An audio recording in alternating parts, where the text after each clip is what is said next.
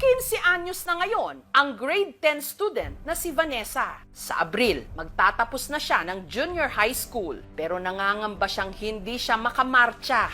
Napapadalas kasi ang pag-absent niya ngayon sa klase dahil labas-masok siya sa ospital. Sa edad niyang 15 anyos lang, si Vanessa meron ng stage 5 chronic kidney disease dahil di umano sa sobrang pagkain ng processed food at sobra-sobrang pag-inom din ng soft drinks. Hindi po ako mahilig magtubig. Parang iba po yung lasa ng tubig. Parang hindi po fresh. Ayon sa tala ng National Kidney and Transplant Institute o NKTI, kada oras, isang Pilipino ang nagkakaroon ng malalang sakit sa bato. Kung 120 million po, so pwede hong 35% ng mga Pilipinong yon ay meron na hong chronic kidney disease.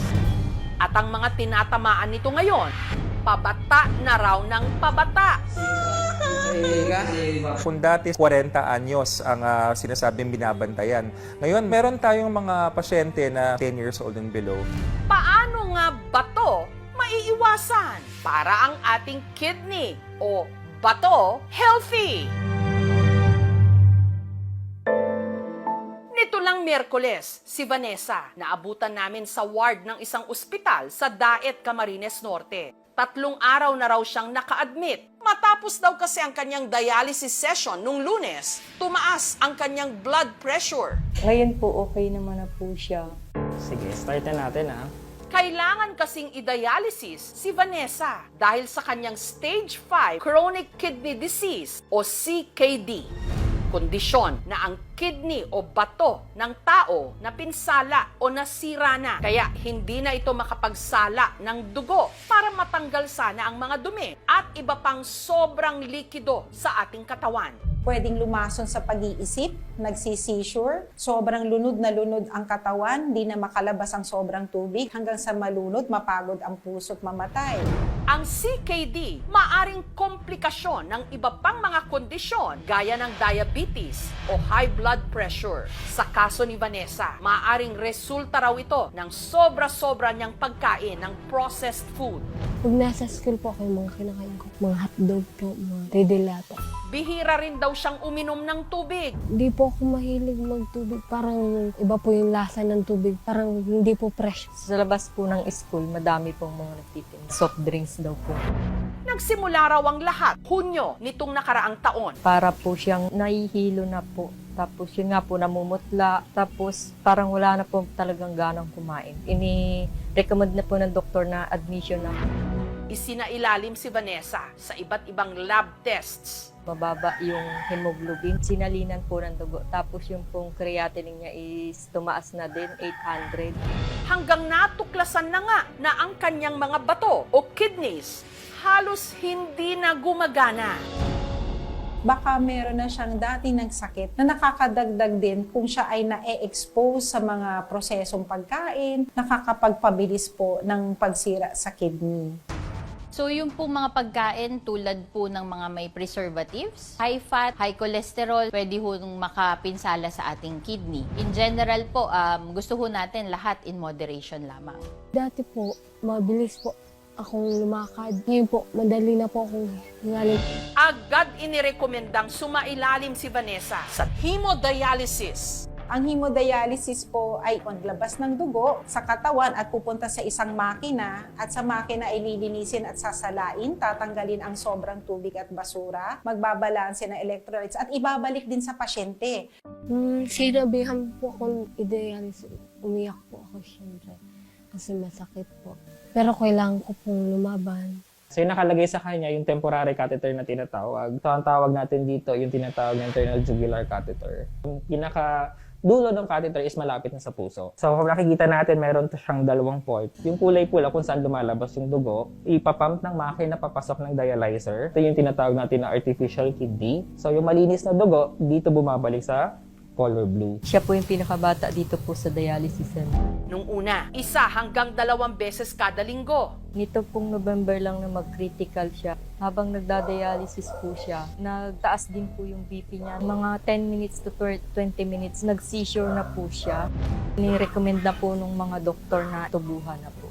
Pinaperma na po ako nung sa waiver. Kala ko po mawawala na po siya. Kung pagda-dialysis niya is 3 times a week, libre naman po ang dialysis. Covered na po ng PhilHealth. Wala pong malapit sa amin na dialysis center. Commute po yun. Nagagastos po namin, pinakamababa po ay 500. Ang kinikita ng ama ni Vanessa na si Delio sa pag-uuling, 150 pesos kada sako. Kulang na nga sa kanilang pang-araw-araw na mga gastos. Paano pa kaya ang para sa dialysis at gamot ni Vanessa? 7 klase po siya. Sa isang linggo po, mga 3K. Masakit po yung sakit sa akin. Yung pamilya ko po, wala na pong pera kung saan. Mag-dialysis po kung saan po mahanap ng pera.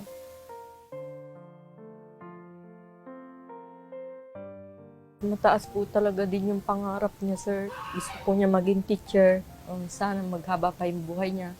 Mahal na mahal siya ng mga tiyahin niya. Mahal na mahal po siya. Lahat po ibinibigay sa kanya. Hindi lang ang ating mga kinakain ang pwedeng makapinsala sa ating kidney. Pati na ang sobra-sobra ring pag-inom ng mga gamot, lalo na kung hindi sinusunod ang tamang dosage.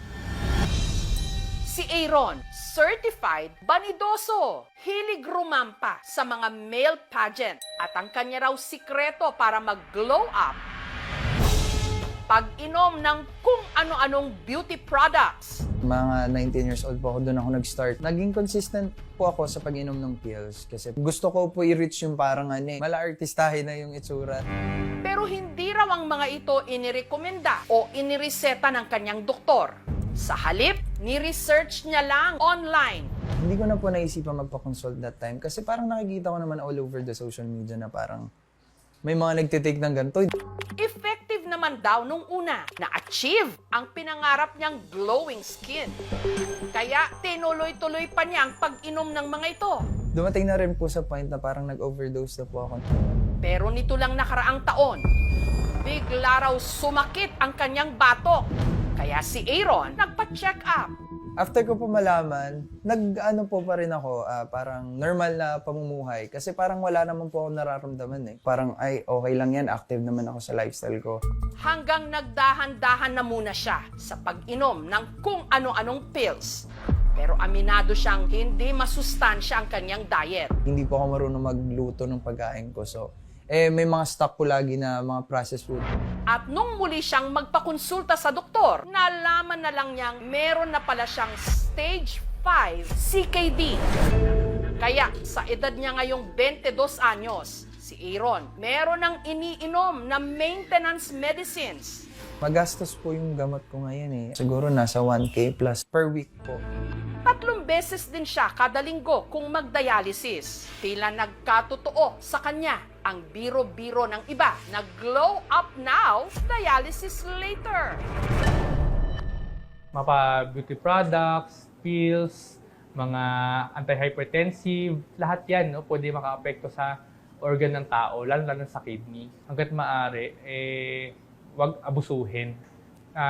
Lalo na kung walang payo ng doktor. Sana nag-stop ako sooner. Wala pa rin po ako sa acceptance stage. Nahihirapan din po ako. Siyempre, nakikita ko sila mama ng ganyan. Hindi ko po alam kung dapat ba sisihin ko yung sarili ko na nangyari sa anak ko yun. Bata pa po siya. Marami pa po siyang gustong marating. At gusto ko po maibigay po sa kanya yun habang nandito po ako sa lupa.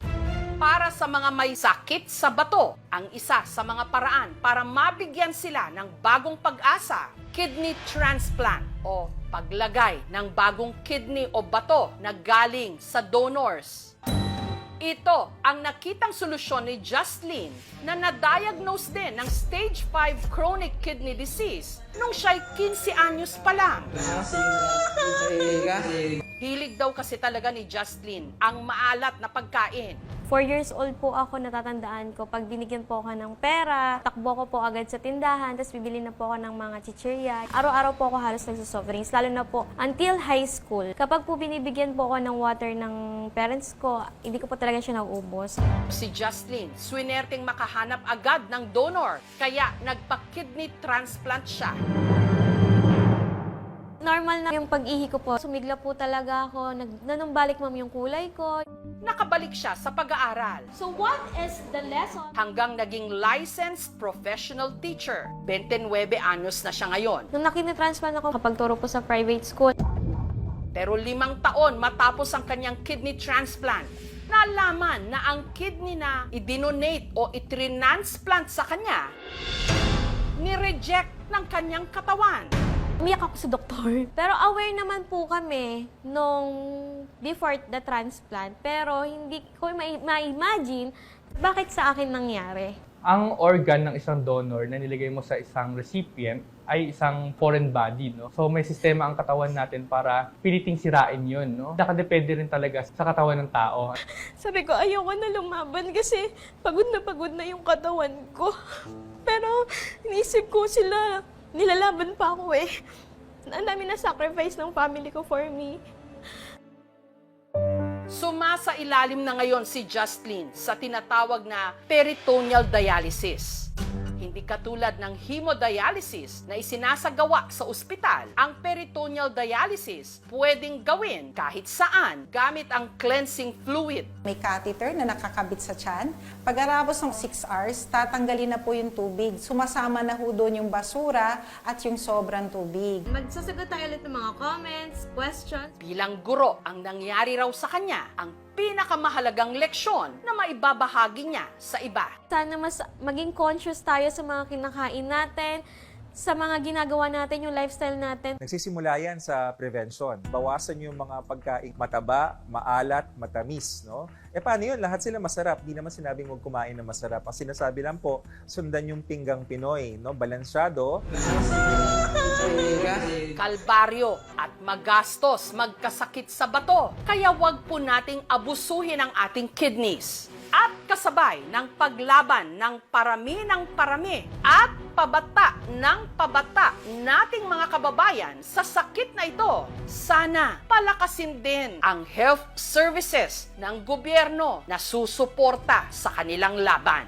Ang pangako ng maraming kandidato ngayon na prioridad nila ang kalusugan ng bawat Pilipino, sana tuparin nila at wag lang hanggang laway.